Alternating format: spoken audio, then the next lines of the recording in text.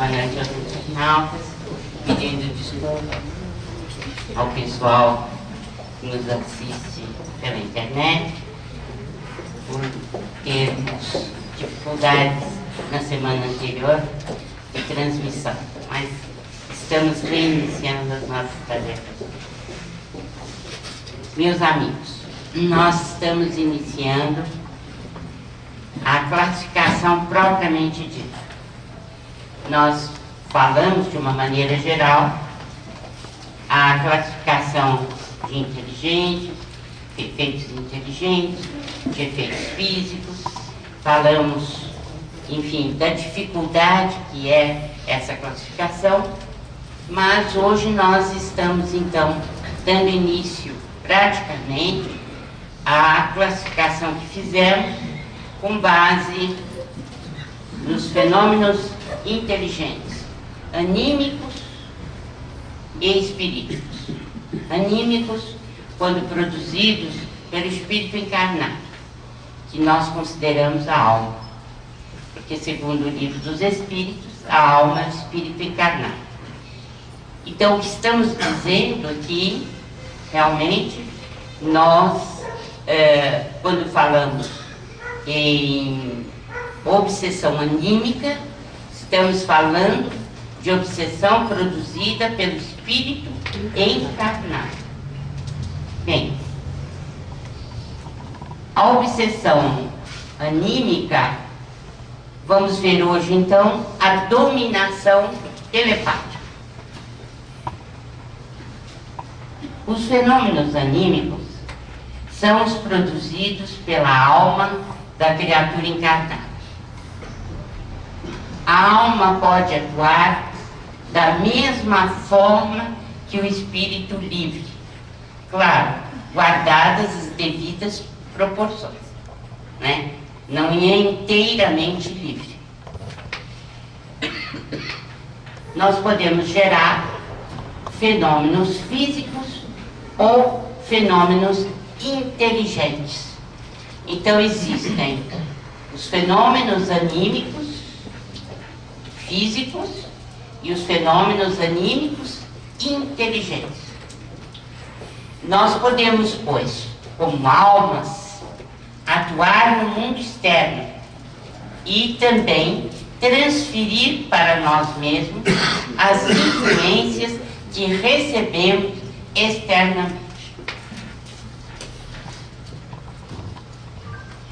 Na obsessão telepática, para a gente compreender melhor, é preciso principalmente atentar para o que seja o fenômeno anímico. Os efeitos psíquicos que a alma encarnada pode determinar no mundo externo. A telepatia, pela telepatia, pelas impressões transmitidas à distância, sem a utilização dos sentidos corpóreos. É isso que precisa ficar muito claro nos fenômenos anímicos. Bem, existem os fenômenos anímicos físicos, por exemplo, movimento de corpos, o ectoplasma que exala o nosso corpo físico e que é aproveitado não apenas pela nossa vontade de espíritos imortais, conduzindo essa força, como também nós podemos servir de intermediários. Então, o ectoplasma ser utilizado por entidades desencarnadas. Mas é preciso que cada um abra bem a mente para compreender que, como espíritos encarnados, portanto almas, nós podemos utilizar o próprio ectoplasma de forma negativa. São os fenômenos anímicos, obsessivos, que dizem respeito aos efeitos físicos. Há também a possibilidade, segundo Alexander Aksakov, há também a possibilidade do aparecimento de duplos. Então, nós podemos deixar o corpo momentaneamente e nos deslocarmos. Nós já aprendemos isso, não é? Nós podemos deixá-lo e participar de acontecimentos à distância. São os fenômenos do duplo, né? Do desdobramento. Como também podemos ter esses fenômenos do duplo, ou os fenômenos de desdobramento e a corporeidade. O que é isso? Nós temos a possibilidade de nos apresentarmos em outra cidade, por exemplo, como se fôssemos espíritos com todas as suas vestimentas. Quer dizer, nós somos tangíveis, nós temos possibilidade de ser apreciados, vistos por uma multidão, por exemplo. Mas não está ali o corpo físico, está o corpo espiritual. Nós já citamos o caso de Santo Antônio de Pádua, não foi? Que defendeu o pai dele a 1.750 quilômetros de distância da cidade onde ele morava. Ele se desdobrou e foi defender o pai em Lisboa. O pai estava condenado à morte e naquele momento ele se materializou, se corporificou perante grande número de pessoas que estava ali para apreciar o sacrifício dele, quer dizer, a pena de morte. Quando ele defendeu o pai, conseguiu libertá-lo da sentença definitiva da sua morte. Então, ele estava com o corpo em Pádua e com o outro corpo aonde? Em Lisboa. Mas ele estava corporificado, o que nem sempre acontece quando a gente se desdobra. Nós podemos ir desdobrados, mas não corporificados num determinado lugar. Certo? Alguma dúvida? Não entendi bem isso, como que é? Como? O corpo, essa aí eu não entendi muito bem essa parte. Só com o perispírito você vai. Ah, certo.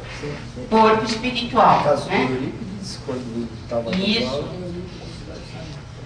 Então, vamos ver o caso Anésia e Jovino, para que a gente guarde bem o que significa dominação telepática. O casal jantava junto com as 3 filhas. Quando chegaram Alves, André Luiz e Hilário, e foram chamados por uma parente da Anésia, que estava muitíssimo preocupada, porque ela vinha apresentando problemas sérios psíquicos, resultantes de uma conduta que se repetia há vários meses. Que conduta é essa? Ela estava entrando na faixa ou na sintonia de uma senhora e estava reagindo de maneira negativa perante o ataque da fascinação ou da telepatia. Nós vamos explicar. Então,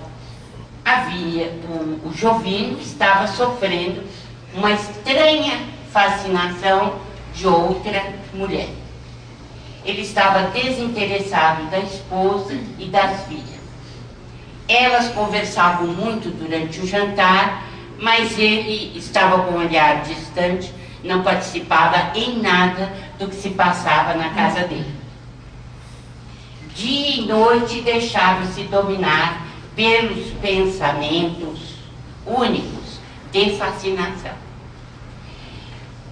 No trabalho, na via pública, era ela, esta senhora, que sempre assenhoreava-se da sua mente desprevenida.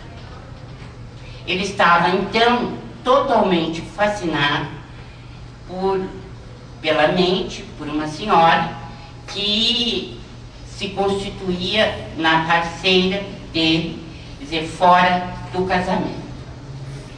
Então, para o mundo espiritual, ele era um mísero obsidiado autêntico, estava sob o controle de uma criatura encarnada. Ao jantar, então, Anésia, Jovina e as 3 filhas, ele se mostrava alheio. Terminado o jantar, ele foi para uma sala próxima e começou a ler os jornais.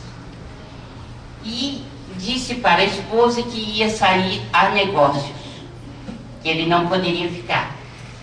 E ela então perguntou a ele ingenuamente, né, se ele voltaria para as preces que eles iriam fazer no culto do Evangelho no lar.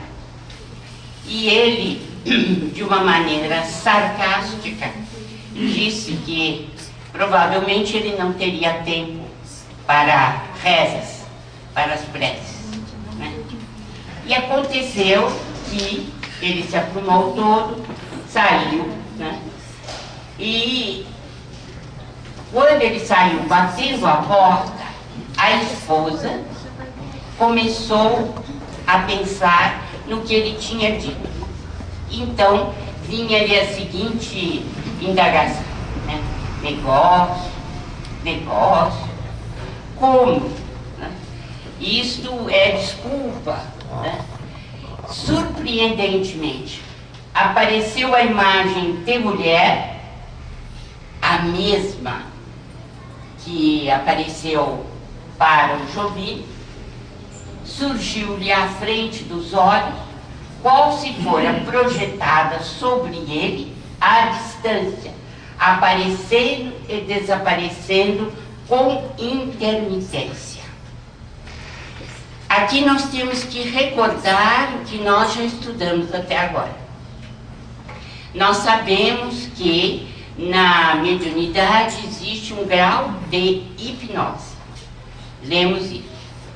Sabemos também que a mediunidade só funciona por sintonia. Mas nós estamos também aqui, neste caso, vendo que é uma sintonia negativa. É, sim, uma fascinação, uma dominação telepática.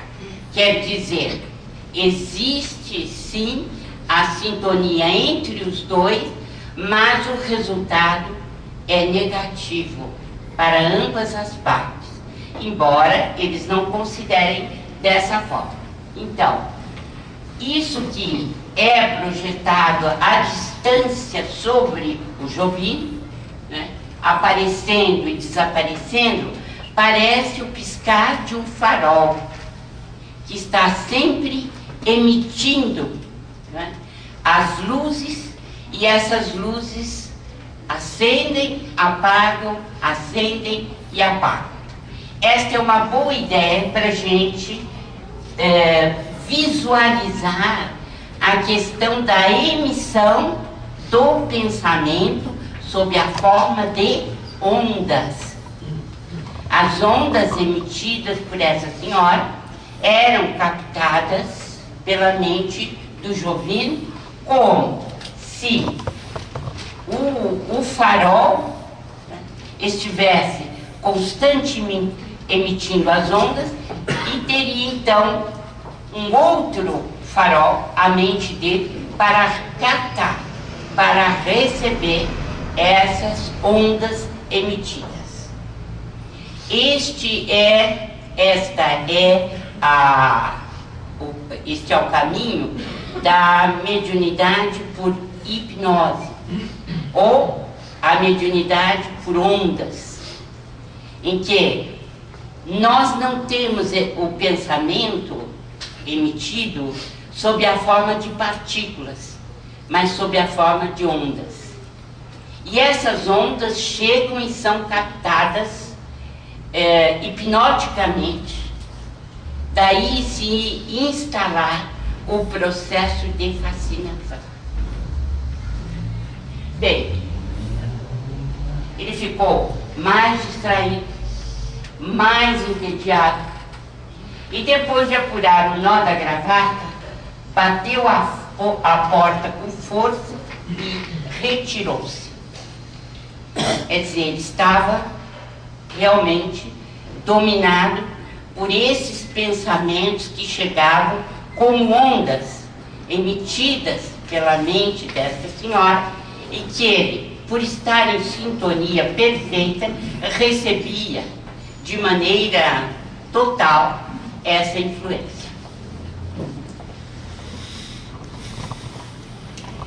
Aqui vem o que a Anésia começou a pensar e a elucubrar com a saída do marido.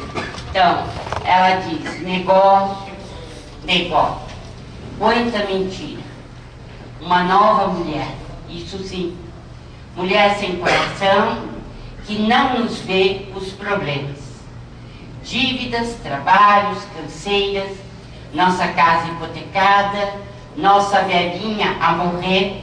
A mãe de Anésia estava nos últimos momentos da vida física. Nossas filhas cedo arremessadas à luta pela própria subsistência. Quando ela começa a pensar assim, surge na sala a mesma figura de mulher aparecendo e reaparecendo ao redor dela, ao redor de Anésia. E a questão que eu disse dessa visualização, que parece um farol e realmente funciona como tal, como se essa mente estivesse constantemente emitindo ondas. Essas ondas estão sendo captadas e essa captação leva a uma obsessão que nós denominamos obsessão anímica, porque é exercida por uma criatura encarnada.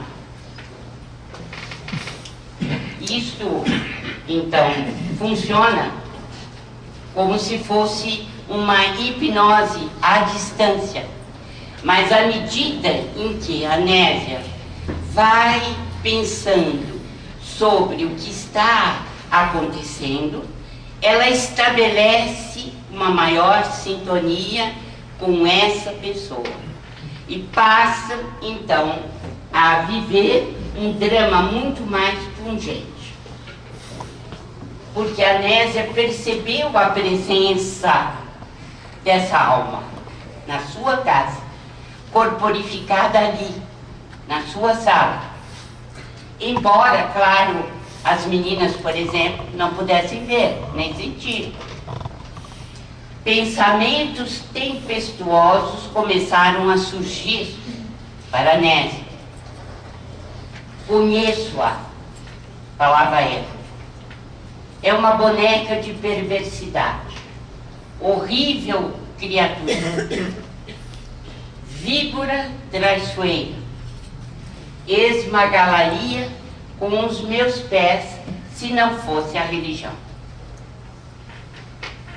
Estabelece-se então a sintonia obsessiva de fascinação, em que as duas almas se degladiam.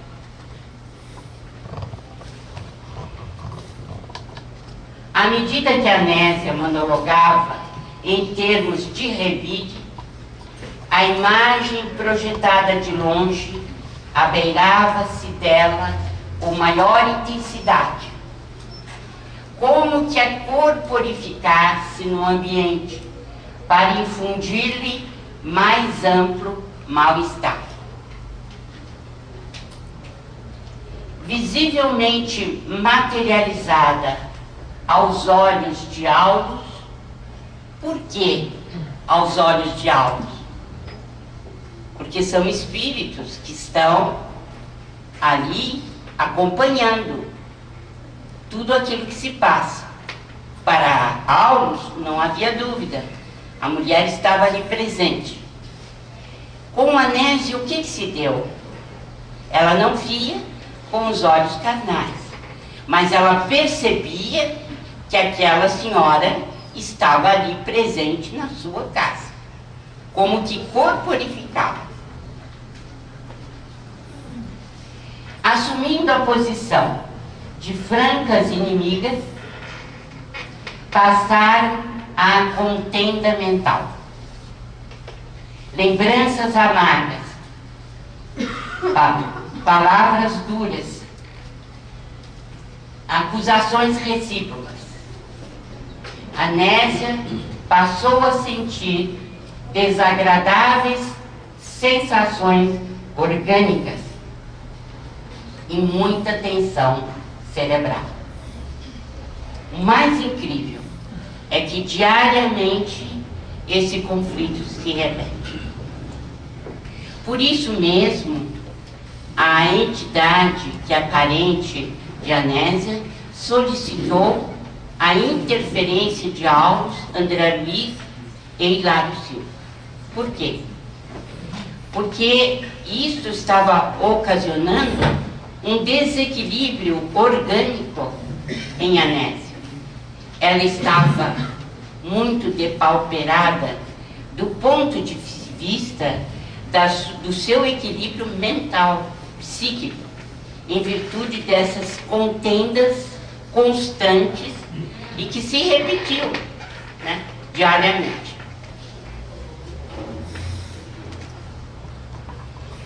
Jovino estava sob a imperiosa dominação telepática, mas não era diferente com Anésia.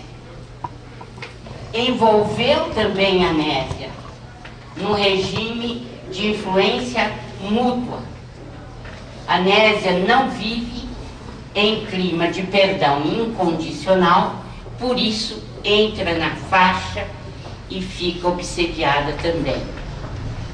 Só que para a Jovino, a obsessão é prazerosa, pelo menos momentaneamente, porque ele entra na faixa, na sintonia daquela senhora, mas para a Anésia era uma verdadeira tortura mental em virtude das brigas constantes que travavam diariamente uma com a outra, dizendo impropérios, dizendo, né, palavras duras, ásperas, que traziam muito desgaste emocional para a Anésia.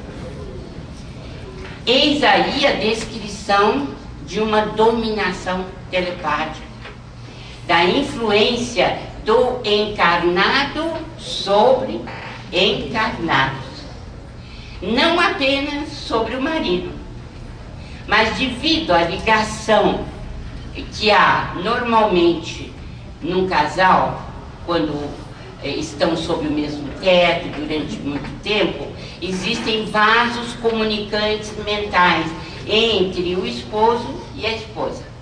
E é natural que, sofrendo o assédio desta criatura encarnada, ele passe naturalmente a transmitir a mesma sensação para a esposa, só que os resultados são bem diferentes. Para um, né, o resultado é prazeroso, porque do ponto de vista moral ele não está analisando a obsessão sobre a qual está manipulado, mas ela não aceita, né, e por isso o desgaste é enorme do ponto de vista mesmo da própria substância espiritual que compõe o nosso sistema nervoso e que vai se gastando com o tempo. Então, o que é a dominação telepática? É a influenciação de almas encarnadas entre si, a ponto de se constituir em perigosa obsessão, nesse caso, obsessão para Jovino e obsessão para Néstor. Porque, embora para ele seja prazeroso, do ponto de vista moral, ele também tem desgaste. E ela, muito mais que ele. Então, milhões de lares podem ser comparados a trincheiras de luta, em que pensamentos guerreiam pensamentos, assumindo as mais diversas formas de angústia e repulsão. Este fenômeno, segundo Aulus, pertence à sintonia. Quando ele diz que esse fenômeno pertence à sintonia, ele está dizendo que a mediunidade em jogo é por ondas e não por partículas. É por hipnose. Uma hipnose bem mais acentuada do que aquela que a gente tem no fenômeno mediúnico comum. Nós, quando há muitos anos, no atendimento fraterno, nós tivemos a oportunidade de analisar um caso exatamente igual. Mesmo problema. A traição do marido, entre aspas, né? A intromissão de uma senhora na vida da mulher que aqui esteve e a falta de perdão incondicional para a situação, levando-a a uma obsessão telepática, a uma obsessão anímica. E o quadro foi igual ao que nós tivemos oportunidade de observar aqui nesta casa. Então ele é um fenômeno muito mais comum do que a gente pode imaginar. E também esta fala dos espíritos de Aulus, por exemplo, né, dizendo que essa influenciação de almas encarnadas é comum. Quando nós entramos, às vezes, num lar, parece que tudo está arrumadinho, tudo em ordem, né? Um silêncio, muitas vezes, muito grande, não há brigas, pelo menos audíveis. E o que você observa? Uma guerra surda entre os elementos daquele lar. Por quê? Porque as produções mentais negativas existem e as guerras mentais pululam dia e noite dentro daquela casa. Então, essas questões de obsessão anímica, elas precisam ser levadas muito a sério. Porque elas são muito mais comuns do que nós podemos imaginar. Quando estamos num ambiente em que você observa que não há harmonia, mas também não há uma guerra perceptível, pode procurar, porque por trás a guerra come solta. A guerra existe de mente para mente, embora não surja na realidade com aparência total. Pode dizer? No caso, por exemplo, do desencarne de uma das partes, aí a coisa pode ficar pior, né, doutora? Isso, porque aí, ao invés de termos uma obsessão anímica, nós vamos ter uma obsessão espirítica. A tua pergunta me leva a esclarecer a diferença entre uma coisa e outra. Enquanto estamos encarnados, a obsessão é anímica, de alma encarnada para alma encarnada. Mas quando a pessoa desencarna e ela volta encarniçadamente na mesma luta, é uma obsessão espirítica, deixou de ser anímica. E é uma obsessão que pode ser considerada pior. Não dá para resolver ali, tete a tete, né? Então, O que os espíritos ressaltam, e que eu julgo que é muito importante de nós discutirmos nesta noite, são os antagonismos em família. Por quê? Inimigos ferrenhos do passado renascem como pai, mãe, irmãos, parentes que moram juntos.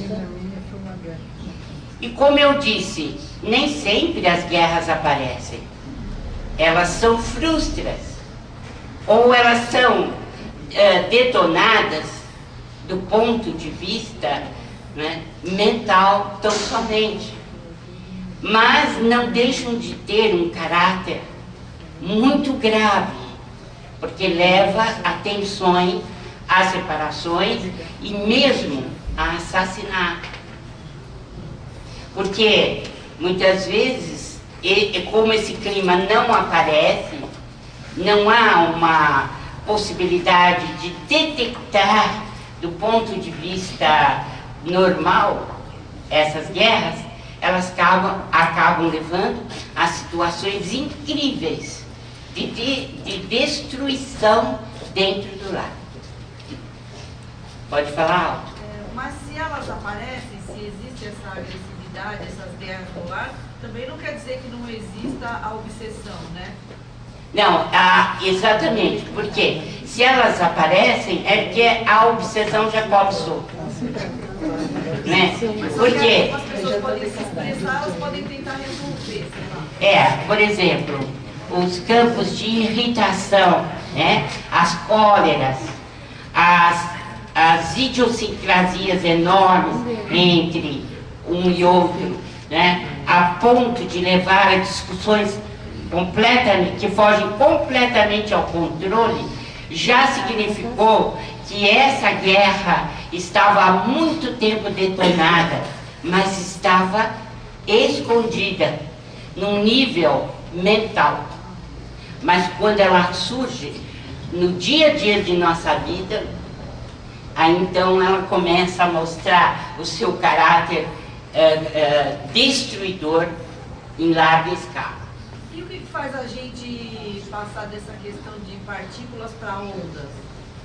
Então, nós teríamos que ter aulas de física quântica, e no momento, o livro é muito extenso, 270 páginas, nós não estamos podendo ainda analisar a mediunidade por partículas e a mediunidade por ondas. Que o pensamento, como nós já vimos aqui, e é bom ressaltar, o pensamento tem matéria.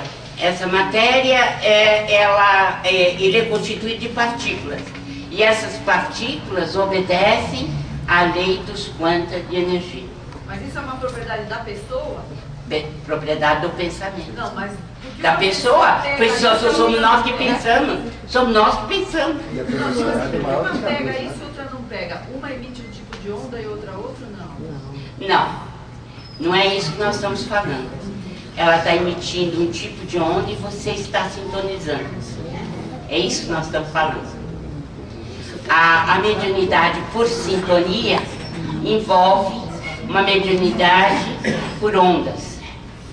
Mas, por exemplo, num campo de mediunidade de psicofonia, é mais difícil, que a mediunidade ela se aparece mais sob a forma de partículas.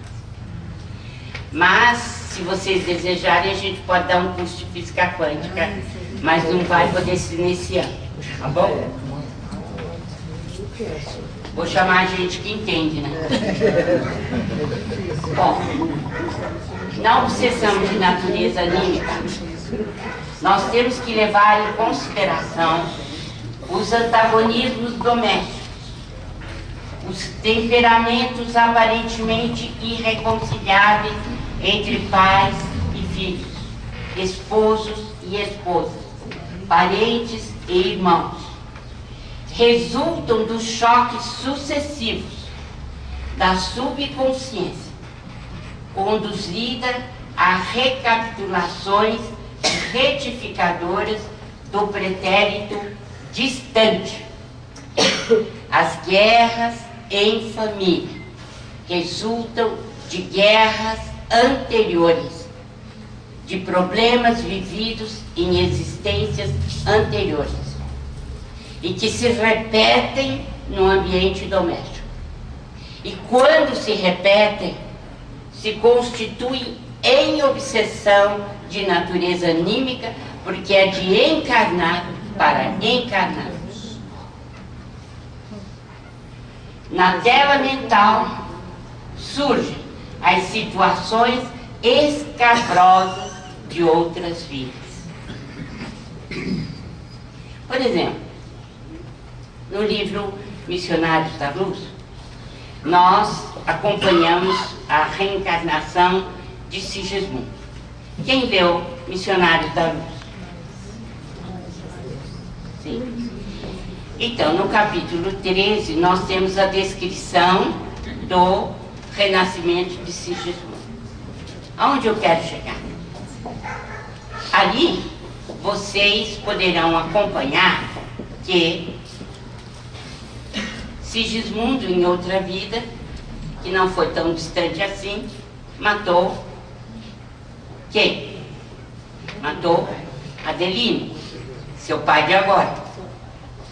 Vocês acham que essas duas alminhas vão viver na santa paz do Senhor? Vocês acham? Eles vão ter problemas para resolver. Porque mesmo para reencarnar, o Adelino teve que ser convencido por Alexandre, o instrutor, a perdoar, né, ao Sigismundo, a fim de que o Sigismundo pudesse renascer. Porque todos os espermatozoides que ele produzia, ele, Adelino, morriam no nascedouro. E morriam por quê? Porque ele não queria que o Sigismundo nascesse. Principalmente ele, que ele fosse o pai. Então, vejam bem como é complicada a vida terrestre, né? E a vida humana. Por quê? Finalmente, pelo poder persuasivo de Alexandre, Adelino aderiu. E aí caiu aquela pesada nuvem, os espermatozoides começaram a valer, e ele finalmente pôde deixar nascer, né, ou houve a concepção do Sigismundo. Bem, então nós estamos prevendo que ao longo da existência alguma coisa vai ter. E o Sigmund Freud estava certo. Quer dizer, né, o complexo de Édipo iria se manifestar, né, nele, no Sigismundo, com larga intensidade. Por quê? Porque ele matara o pai de agora pela mãe que o estava recebendo. Se quisermos compreender os problemas psicológicos humanos, nós temos que nos reportar a encarnações anteriores. Senão nós vamos errar. Nós não vamos entender o que se passa. Então, isto aqui é muito importante.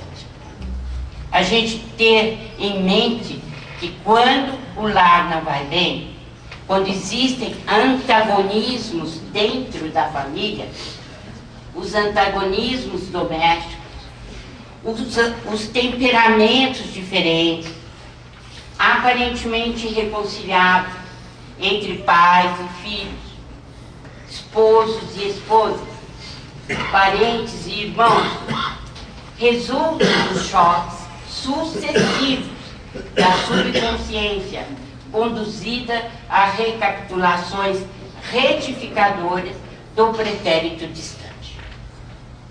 Isto é sumamente importante para a educação das crianças, para a nossa própria orientação como pais, como irmãos, enfim, como seres humanos. Bem, eu entendia muito que quando eu era criancinha, E já lá se vão tantos anos, né? Que a gente perdeu noção, né?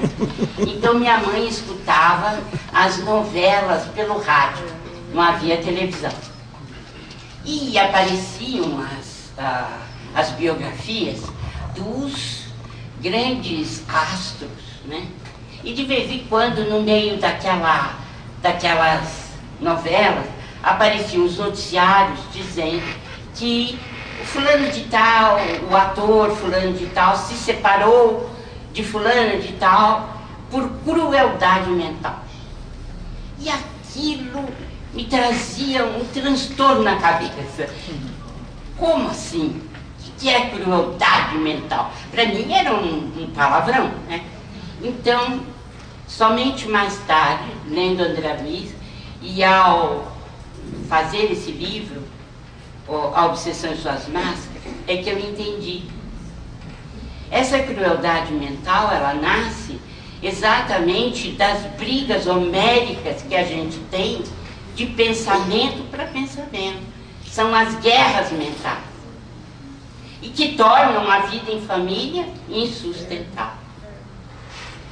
Então, diz-nos Aulus, nesse livro Nos Domínios da Mediunidade, que a criatura com dominação telepática era uma candidata séria à loucura. Ela é levada a isso. A melhor maneira de extinguir o fogo é negar-lhe combustível. Essa é a palavra de Aulus. Melhor maneira de extinguir o fogo é negar-lhe combustível. O que ele quis dizer com isso? O aconselhamento que eles deram a Nésia. Minha filha, perdoe. Não pense na mesma direção. Modifique a sua conduta. Não era a senhora que atravessara no caminho dela que deveria modificar-se, mas sim ela, porque ela tinha capacidade de compreender muito maior.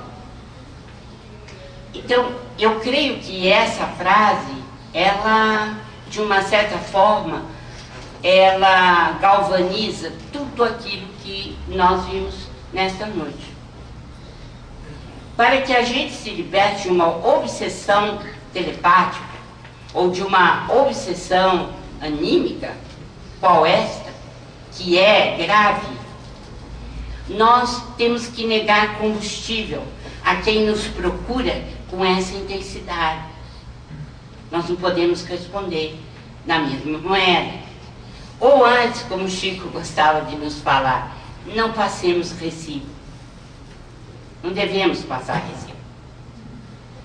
Algo que ele repetia muito quando estava no trânsito para o Galves, que o conduzia para vários lugares. Meu filho, não passe recibo. Por quê? As fechadas, os xingamentos do trânsito. Porque ele sempre nos disse que o trânsito está cheio de obsessor. Passe recibo para ver o que vai acontecer. Os noticiários nos trazem, sim, os resultados disso. Mortes no trânsito. Não é isso? E nasce do quê? De uma faísca. Então, a questão básica está aqui, para resolvermos esse problema obsessivo. Ah, mas me ofendeu, mas interferiu na minha casa, mas é uma safada, mas não pode... Sim, continue com esses pensamentos, quem vai sofrer é você. Quem vai para um hospício é você. Agora a gente se pergunta, vale a pena? Vale a pena? Não, não vale. E todo tipo de obsessão nós vamos verificar que no fundo é isso. Perguntar se vale a pena.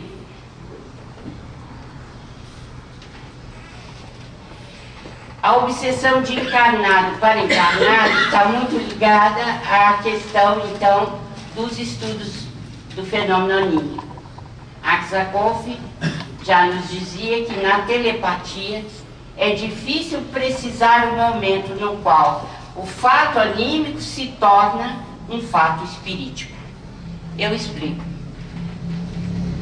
Enquanto a gente está agindo como uma alma encarnada e emitindo os pensamentos negativos de ódio, e que nós estamos interferindo na vida de alguém negativamente, pode haver nesse pacto, ou nesse fato, melhor dizendo, uma interferência de espíritos que vão agravar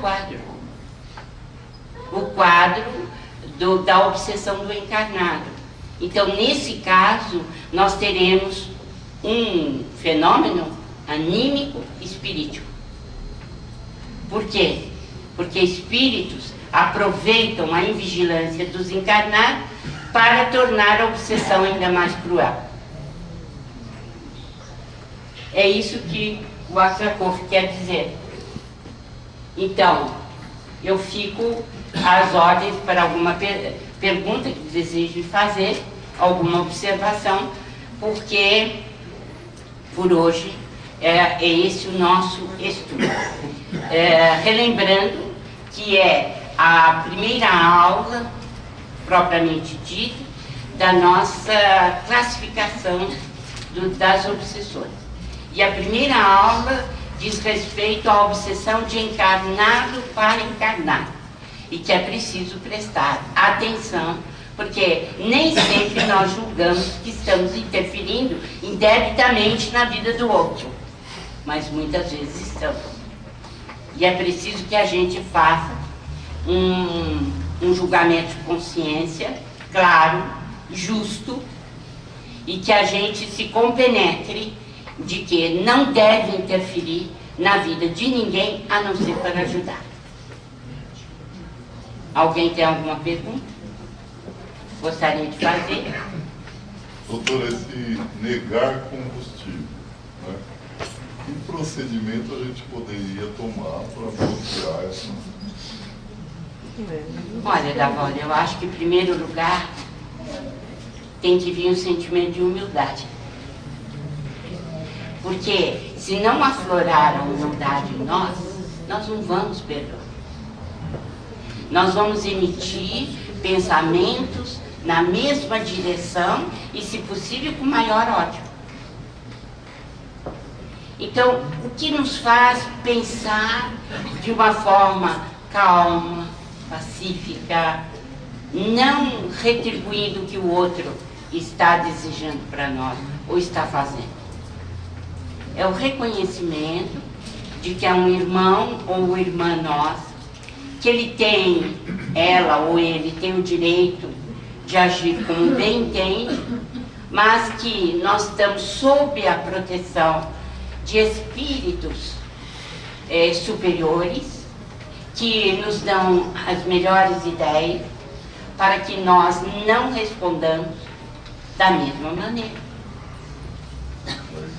Então, se a pessoa emite para nós pensamento de controle, de subjugação, e para dizer o seguinte: eu mando, eu faço, eu aconteço, eu controlo a sua carga, que é o mais comum quando nós nos deparamos com a obsessão anímica. Então, o que você tem que emitir para negar combustível?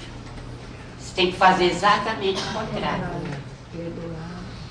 Você é minha irmã, ou você é meu irmão, nós todos vamos desencarnar, nós vamos responder pelos nossos atos, e eu não desejo revidar nenhum pensamento negativo com o qual você está me presenteando. Eu não vou nessa mesma direção. Aí vem a meditação, né? A leitura de uma página importante, a prece, né? Se possível, como diz Kardec, Pouca gente leu isso aí, mas é verdade. Colocar o nome dela em tudo quanto é centro. Porque o Kardec era formidável. No livro A Obsessão, ele disse assim, quando o caso é grave, coloque em várias fontes de vibração positiva. Várias casas espíritas. E eu faço muito isso. Quando o caso é grave, a gente tem que fazer isso. Porque são fontes vibrando a fim de que a gente não entre na caixa. O problema é passar recibo. Pode ter certeza que essa é a melhor expressão. Eu não conheço outra.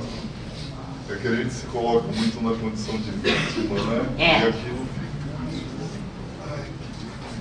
A situação de vítima leva-nos a acreditar que a pessoa que está emitindo aqueles pensamentos é maldosa, que nós não merecemos nada disso, que nós somos pessoas extraordinariamente importantes, muito santas, e que esta pessoa está perdida, né, diante do amor divino.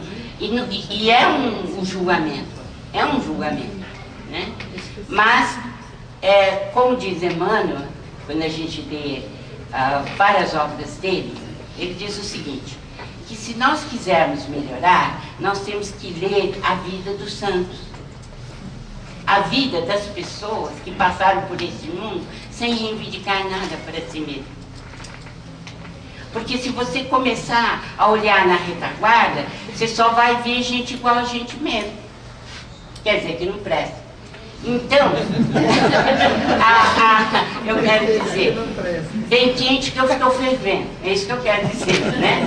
Que a primeira coisa que você faz é responder violentamente, não é isso? Não, você vem quente, venha, eu estou fervendo, não é? E aí é que a coisa desanda de vez e você não tem condições de controle da questão, não tem. Né? Agora, todos nós vamos dizer, mas é difícil, isso é só para Cristo, não é isso? É o que mais se ouve.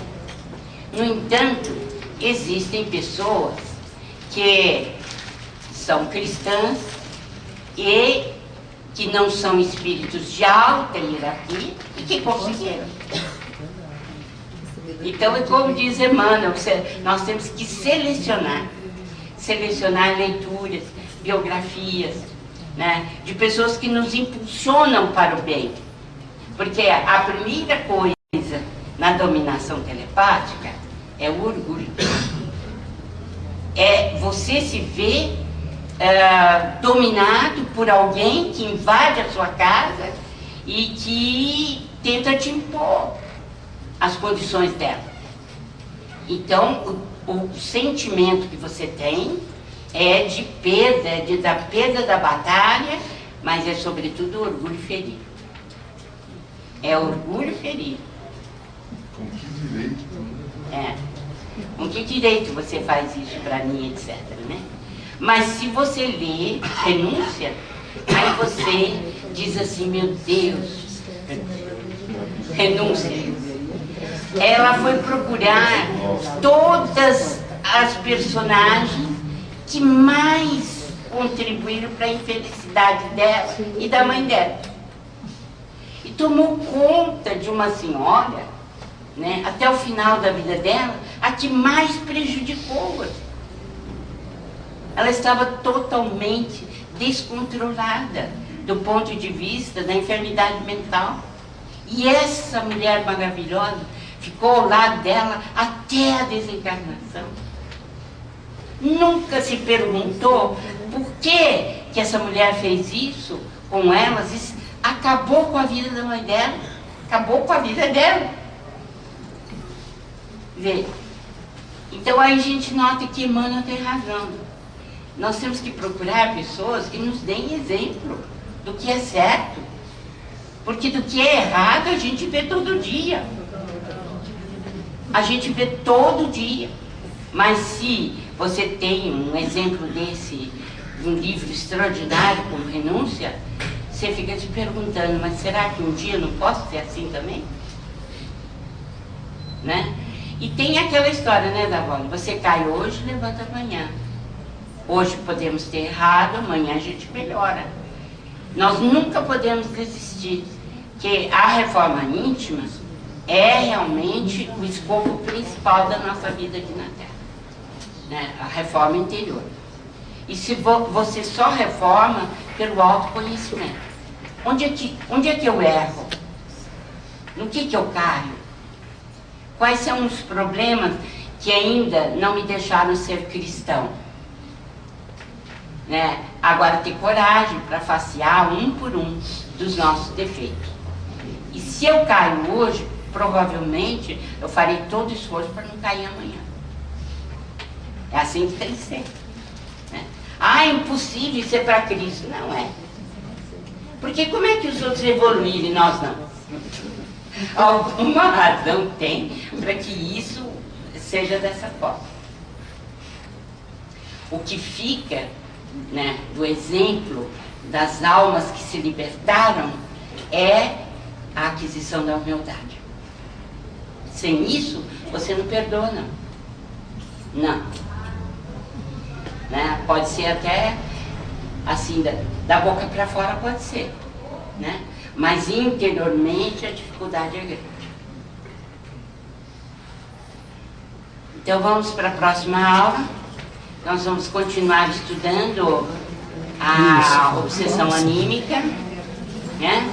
São capítulos muito interessantes e que vão abrir os nossos horizontes, principalmente para a vigilância. Muito obrigada e até lá.